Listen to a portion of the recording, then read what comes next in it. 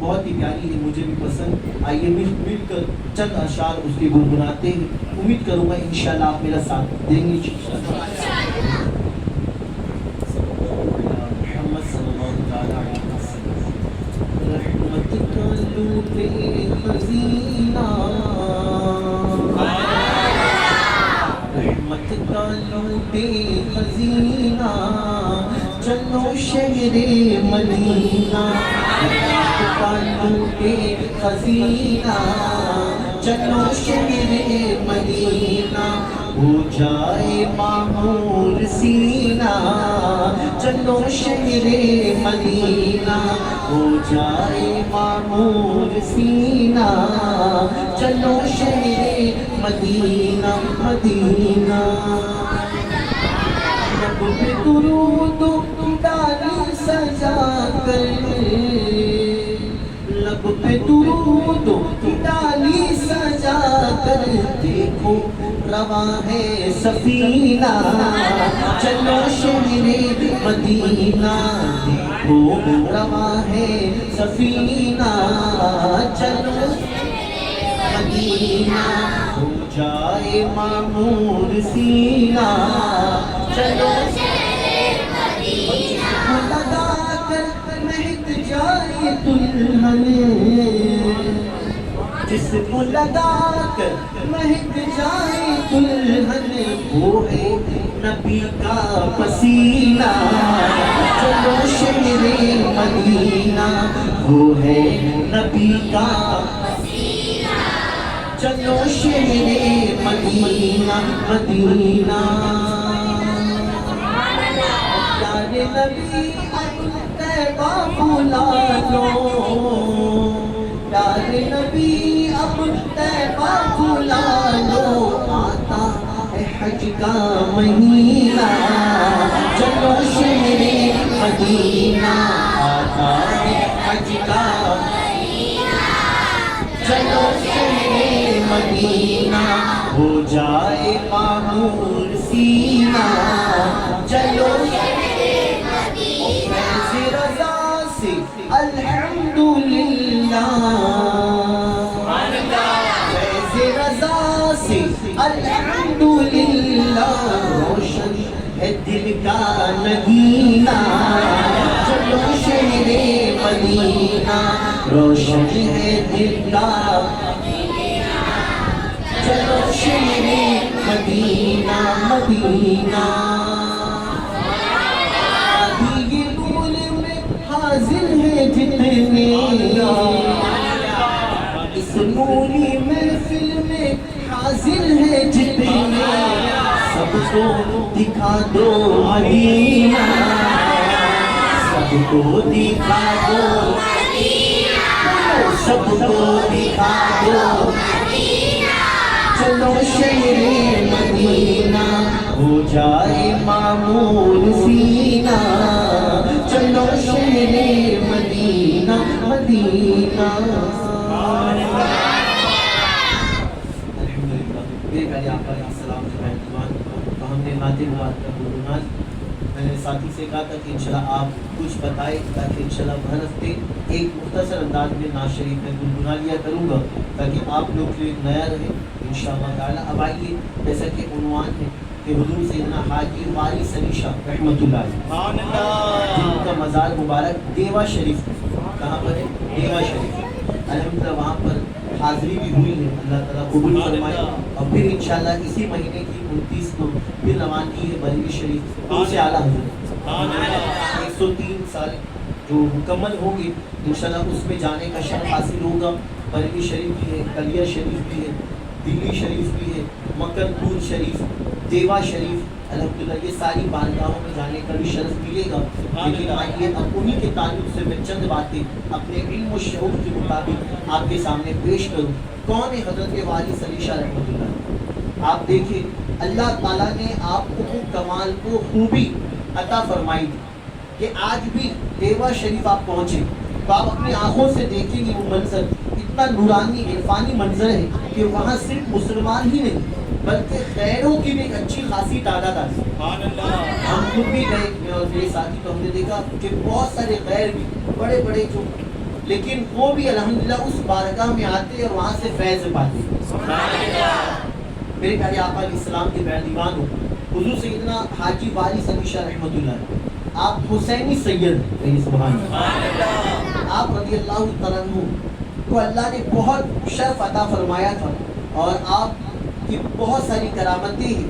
یہاں تک فرمایا گیا کہ 14 سال کی عمر میں جب آپ سفر حج کے لیے روانہ ہوئے, تو یہ ایسا سفر تھا کہ پہلے آپ جانتے فلائٹ کا سفر نہیں تھا, ہوائی جہاز نہیں بلکہ پہلی جہاز, نہیں سمجھتے, تو آپ اس میں موجود تھے اور کئی دنوں سے فاقہ کشید, کچھ کھائے پیے نہیں تھے, اور اس پہلی جہاز میں آپ موجود تھے.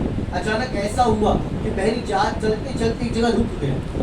اس جہاز کا کپتان بھی پریشان ہے کہ کیا ہو گیا, کس طرح جہاز آگے کیوں نہیں بڑھ رہا ہے. ساری چیزیں دیکھی گئی لیکن سب ٹھیک ٹھاک ہے. تو پھر ہوا یوں کہ جب ایک جگہ رک گیا, سب پریشان تھے.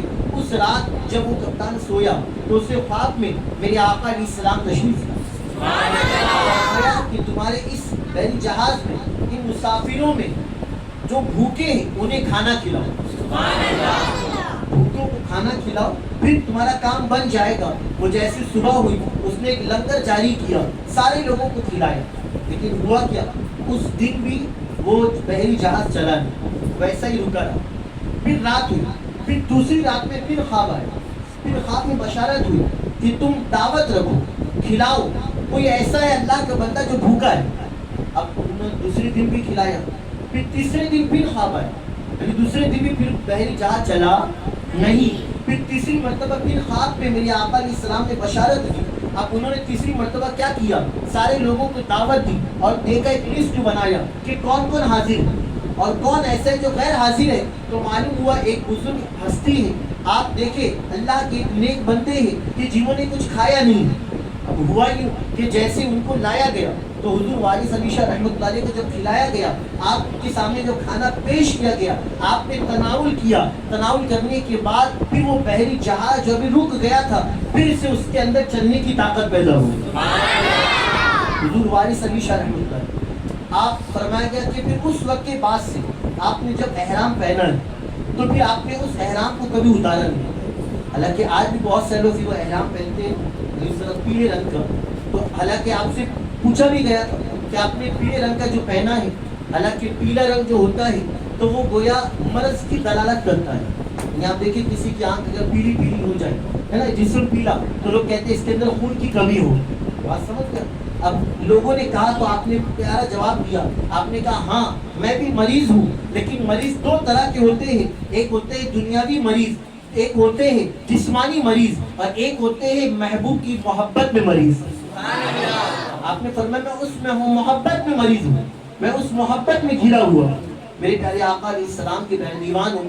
اچھا لوگوں نے پھر یہ بھی سوال کیا کہ احرام جب پہنا جاتا ہے تو وہ اس حالت میں, یعنی جب بندہ حج کرنے جاتا ہے تو ایک حالت ہوتی ہے کہ یہی سے پہن کر جائے, ایک تو وہاں جا کر پہنے, الگ الگ صورتیں ہوتی ہیں.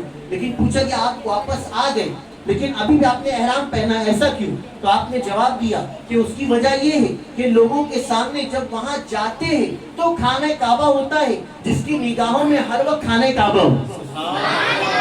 تو آپ نے اتارا نہیں. بیٹھ کے اللہ والوں کا معاملہ ہے, لیکن آج جو ان کے طریقے پر عمل کرنے کی کوشش کرتے ہیں لیکن وہ نمازوں کے معاملے میں دور ہے.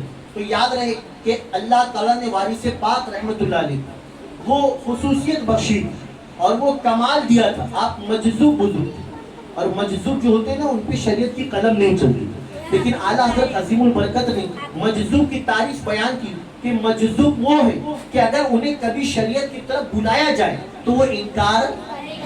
بات سمجھ گئے ماشاءاللہ, بچوں کو بھی معلوم ہو کہ جب انہیں شریعت کی طرف بلایا جائے, یعنی جو مجذوب ہوتے ہیں اللہ کی راہ میں ایک دم فنا فی اللہ فنا فی رسول, تو وہ کبھی ایسا نہیں کہ نماز پڑھنے ہیں, بظاہر ہمیں نہیں دکھے گی, لیکن کبھی ان سے کوئی کہے کہ چلو بابا نماز پڑھیں تو وہ منع بھی. بات سمجھ گیا. اب آج کے جو دور میں ہوتے ہیں آپ دیکھیں تو پھٹے ہوئے کپڑے ہیں, رال ناک سب بہہ رہی ہے, اور پھر رنگ برنگے کپڑے ہیں, اور پھر وہ یہ سوچتے ہیں لوگ کہ یہ مجذوب ہے, حالانکہ انہیں کھانے پینے پہ عورتیں آ رہی ہیں. تو دیکھیے اللہ والے جو ہوتے ہیں نا وہ پھر اللہ کی یاد میں ایسے گم ہو جاتے ہیں کہ پھر انہیں دنیا سے کوئی مطلب نہیں. بات سمجھ. اور میرے پیارے آقا صلی اللہ علیہ وسلم کے پیارے دیوان ہوں, ایک مطلب ایسا ہی ہوا کہ وارث پاک رحمۃ اللہ علیہ کی بارگاہ میں لوگوں نے کہا کہ چلیے آپ نماز پڑھ لیں. یعنی اس دور کے جو لوگ تھے تو کسی نے کہا آپ نماز پڑھنے آتے نہیں مسجد میں, چلیے نماز پڑھیں. تو اب آپ فوراً چل پڑے. اب جیسے آپ مسجد میں آئے, غور سے سنیے, بڑا پیارا واقعہ ہے. جب نماز پڑھنے آئے اور امام صاحب نے نماز پڑھایا, نماز مکمل ہوئی, تو آپ نے نماز کے بعد امام صاحب سے کہا کہ امام صاحب آپ نے تو تھکا دیا. سنیے غور, کیا کہا امام صاحب آپ نے تو تھکا دیا. اب سارے لوگ تعجب میں, امام صاحب بھی. آج بھی اگر کوئی کہے تو وہ بھی سوچے میں ایسا کیوں کہا, قرات لمبی ہو گئی یا رکوع لمبا ہوا, قیام لمبا, کیا بات ہے؟ تو امام صاحب نے پوچھا کہ بابا بات کیا ہے؟ ایک تو آپ آتے نہیں لیکن آپ آئے, آج تشریف لائے, نماز میرے پیچھے پڑے اور آپ کہہ رہے آپ نے تھکا دیا. تو آپ نے کیا پیارا جواب دیا. آپ نے کہا امام صاحب میں بزرگ ہوں, میں بوڑھا انسان ہوں. آپ نماز پڑھا تو رہے تھے لیکن کبھی آپ دکان پہ چلے گئے, پڑھا رہے تھے, کبھی آپ ٹیوشن چلے گئے, پڑھا رہے تھے, کبھی آپ بازار چلے گئے. تو آپ اتنی جگہ گئے, اب میں کہاں کہاں جاتا. بات سمجھ. آپ نے کہا اسی لیے میں پیچھے کسی کے پڑھتا نہیں ہوں. اب یہ واقعہ سن کے کوئی یہ نہ بولے کہ بھائی اس لیے ہم لوگ بھی نہیں پڑھتے. اگر کوئی ایسا کہے تو آپ کہنا میرے بھائی پہلے اس مقام تک پہنچنے کے لیے تمہیں بھی وارث پاک بننا پڑے گا. ان کے غلام بھی ہم نہیں ہیں, لیکن حقدار اس مقام پہ پہنچ نہیں سکتے. لیکن اگر کوئی آج کرے, ورنہ آج بھی بہت سارے ہمارے علاقے میں ایسی شانیں پیدا ہوتے ہیں جو کہتے رہے امام صاحب کو پیر نہیں لگ رہا, ارے وہ ہاتھ برابر نہیں. تو یاد رہے ہمیں یہ نکتہ چینی, بات سمجھ گیا, وہ اولیاء اللہ کا مقام بہت بلند ہوتا تھا. آپ دیکھیں جس طرح وضو نہیں ہے تو اگر نماز میں پڑھوں بھی نماز ہوگی, بولو وضو نہیں ہے میرا, میں آ کی نماز پڑھ نہیں ہوگی, پکا ہوگی نہیں ہوگی, نہیں ہوگی نا.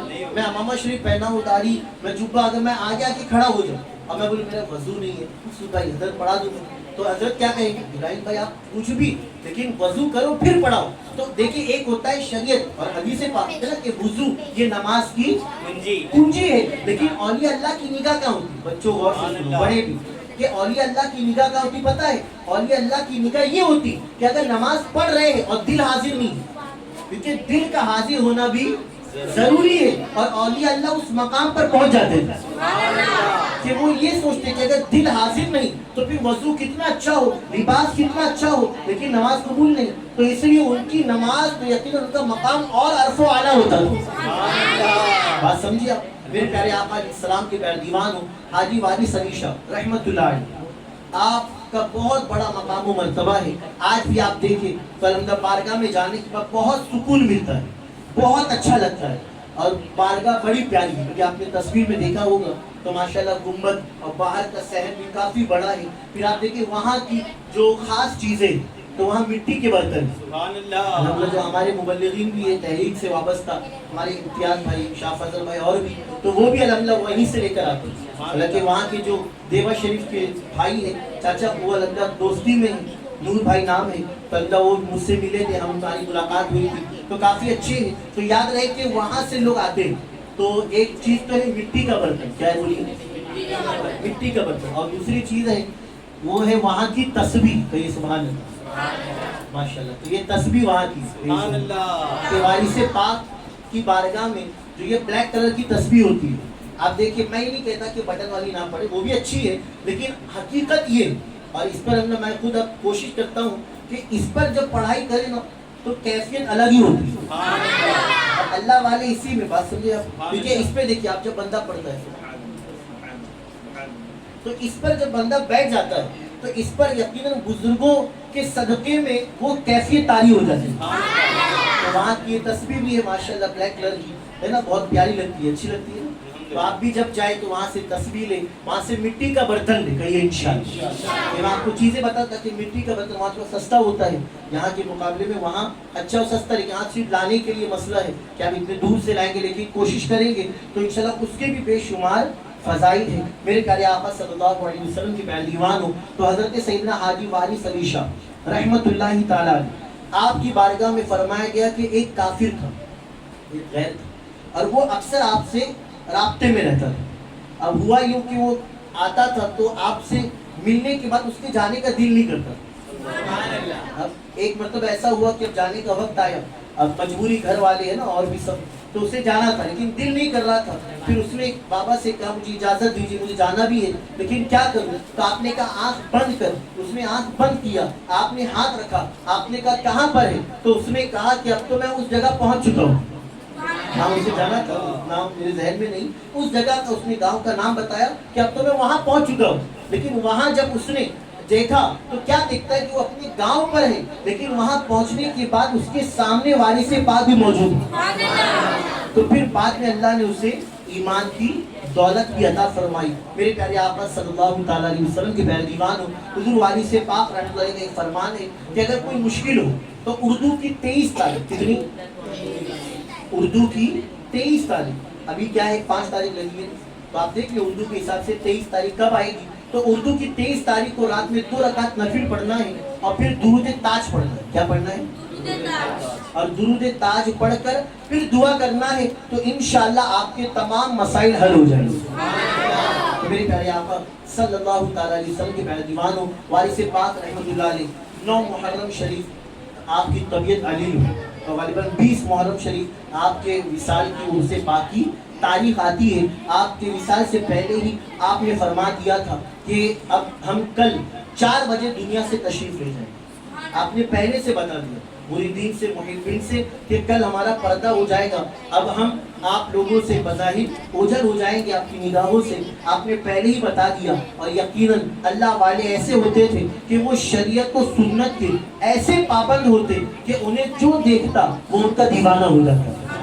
میرے پیارے آقا علیہ السلام کے پیارے دیوانوں, تو اتنی گفتگو کافی, وقت بھی ہو چکا. انشاءاللہ پھر آئندہ ہفتے ہم اور مزید کچھ باتیں سماعت کریں گے. آپ سے گزارش ہے کہ آپ پابندی سے آیا کریں اور اپنے ساتھ دوسروں کو لایا کریں. کہیے انشاءاللہ.